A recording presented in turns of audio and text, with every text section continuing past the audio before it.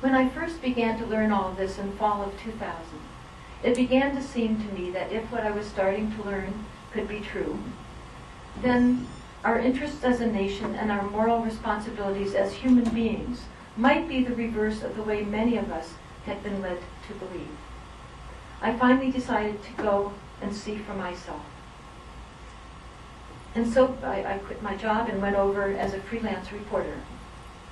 And so began the most unusual trip I've ever undertaken. Many years before, I had been in the Peace Corps in Afghanistan. In that case, I had a very official organization sponsoring me and helping me, the Peace Corps. In this case, I was going to be traveling alone, and I had no organization sponsoring me or supporting me whatsoever.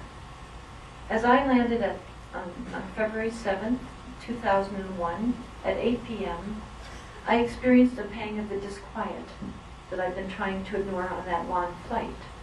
What was it going to be like for me, as a single female American, to wander alone through a Muslim land that was in the middle of a violent uprising, and that was at the epicenter of a region portrayed widely as extremely hostile to Americans and to women? What was it going to be like? What I discovered, as I traveled very randomly and haphazardly throughout Gaza and the West Bank, was that these are but two more of these myths that are as false as they are widely believed. People invited me to stay in their homes.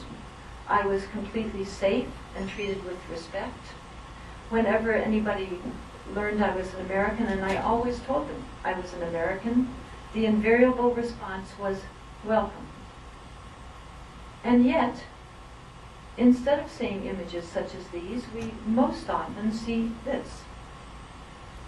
If you look at these pictures, you'll notice here that I'm afraid I must have ruined the photograph of these hard-working photojournalists, because all of these pictures I'm showing you I took myself without a telephoto lens. In other words, I was standing next to what looks like a very frightening terrorist. What was going on is that they were burning a cardboard box in a funeral for a small boy who had been killed the day before. It was a highly symbolic gesture by people, I think, trying to look powerful to the world and maybe to themselves, who in actuality had really almost no power. We should see them, and we are. I think we also should see what most of the people in the funeral looked like. This girl said to me, "Do you think we're all terrorists?" Because they know that's what we are being led to believe about them. I think we should see the Palestinian Christians who told me, we are all Palestinians. All of us are being pushed out by Israel. Their son was named George. He's holding a fragment of the Israeli missile that came through the wall of their home. As I was going around this area in 2001, early 2001, and then trips since, I found that Palestinians were sometimes basically living in little prisons within larger prisons. Sometimes you couldn't even get out of your village. You couldn't go to the next town over to go to school, to go to work, to visit your mother or your son, to go to the hospital to deliver your baby. There were Israeli checkpoints in between. And by the way, by checkpoints are not toll booths. These are Israeli soldiers in combat gear with machine guns. As I was going around Gaza, I grew used to almost arriving at a corner and seeing young soldiers in tanks with fixed machine guns aimed straight at you. You hoped they waved you on rather than shooting you, as they had some people. At night, you couldn't really see the soldiers very well, but you saw the flashlight with which they signaled whether or not you were allowed to continue driving, to continue living. That was routine. But as we all know, some parts of town are less desirable than others. And in the less desirable parts, I saw that they were being shelled nightly. Residential neighborhoods were bullet-riddled. Homes with large holes through the walls, through the roofs. As I went through this area, this is the Tufa area of Khan Yunis in Gaza. This is early 2001, before any rockets had been launched. People were coming up to me in crowds. They were coming up to me, smiling at me, and welcoming me to their Swiss cheese homes. They wanted to show me every bullet in their walls. As I went around here and children saw that I was curious about the spent bullets, everywhere they brought them to me by the handfuls. As I was going around this area and people were smiling at me and welcoming me, there was suddenly gunfire very close. We all ducked and they took me out the safe way out of their home away from the gunfire. As I wrote in an email later, I at first thought this was just a coincidence, this Israeli gunfire. But then it occurred to me that was a very naive assessment. As I was going around this area, I could see sometimes those Israeli guard towers overlooking it.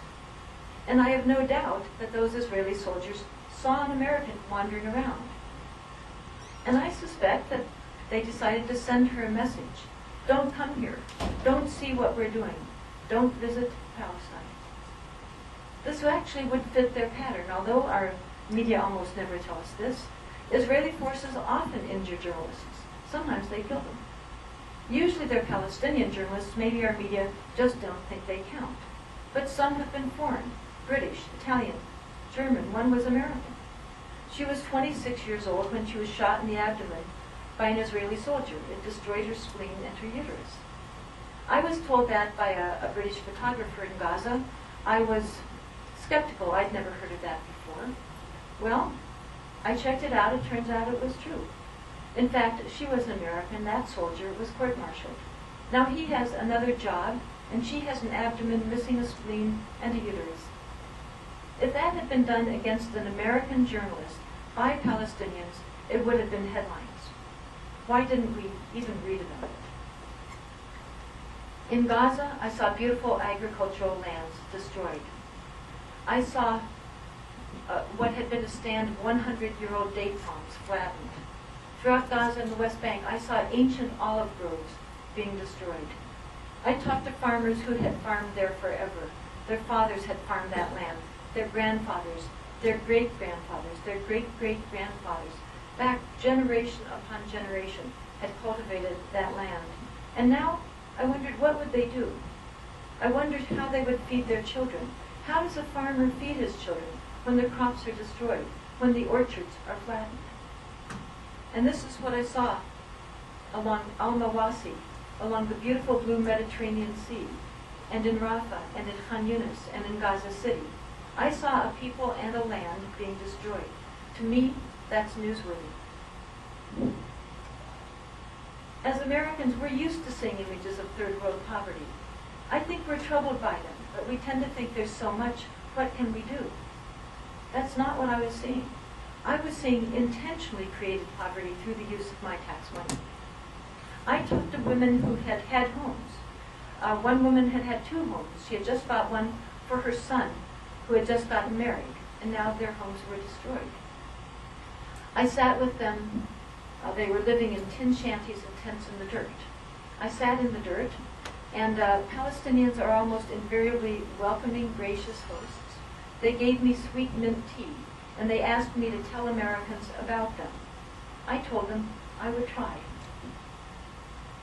And I saw more. I don't like seeing suffering. I don't like seeing children in pain.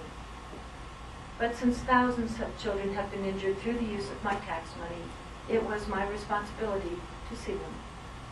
And all I had to do was go to the nearest hospital, where I saw children with bullets in their back, quite on, in their stomachs, in their teeth, in their legs, in their heads.